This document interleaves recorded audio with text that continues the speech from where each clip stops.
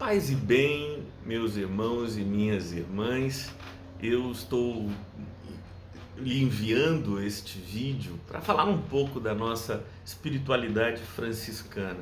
Como o próprio nome diz, nós temos como o nosso mestre espiritual São Francisco de Assis.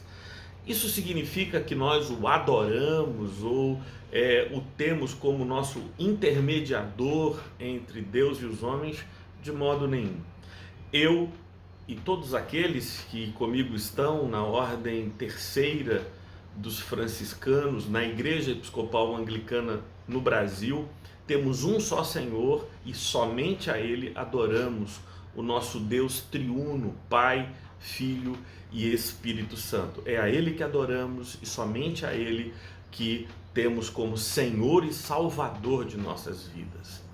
Contudo, existem irmãos e irmãs que ao longo da história viveram de tal modo o Evangelho que servem de inspiração e exemplo para nós.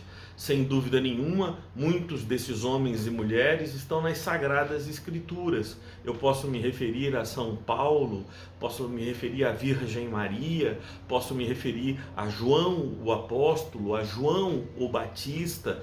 Todos esses são indivíduos que no Novo Testamento são apresentados a mim e a você como modelos de vida, como exemplos de vida.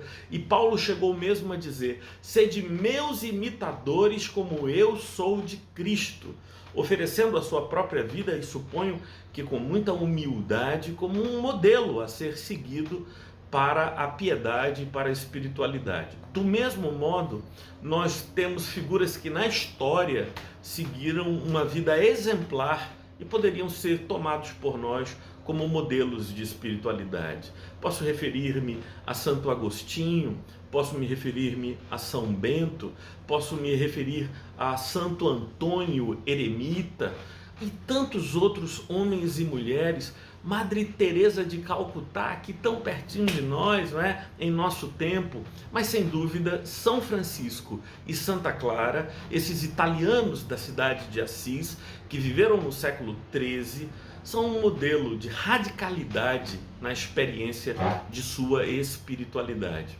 Eles romperam com todas os padrões sociais que eram impostos para jovens burgueses como eles eram e se dedicaram àqueles que nada tinham além de suas dores e de seus sofrimentos. Confiados de que o ensino de Jesus era para ser vivido e não para ser admirado, eles abandonaram tudo e começaram a viver uma vida comum com irmãos e irmãs. São Francisco inicialmente com homens, fazendo a ordem dos frades menores, Santa Clara também com as irmãs da piedade, as clarissas, e eles ambos juntos fizeram a ordem terceira, que é a ordem daqueles que seguem esse caminho de simplicidade, mas não têm o dom do celibato, por isso vivem suas vidas em família.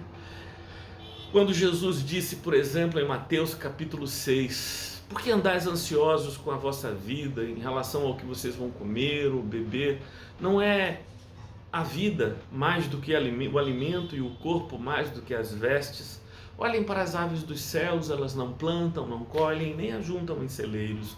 Contudo, o vosso Pai Celeste as alimenta. Não valeis vós muito mais do que as aves dos céus? Ou por que andais inquietos, dizendo com que nos vestiremos? Olhem para os lírios do campo, eles não trabalham, não costuram, nem tecem, mas eu vos afirmo que nem mesmo Salomão, em toda a sua glória, se vestiu como qualquer um dos lírios do campo. E se Deus veste assim o lírio do campo que hoje existe e amanhã é lançado no forno, quanto mais a vós, homens de pequena fé.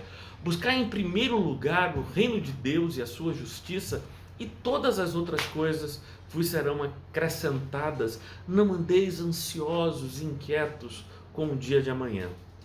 Basta a cada dia os seus próprios cuidados.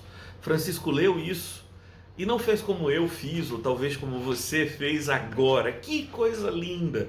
Francisco decidiu viver desse jeito, como um passarinho, crendo que Deus todo dia lhe daria o que fosse necessário.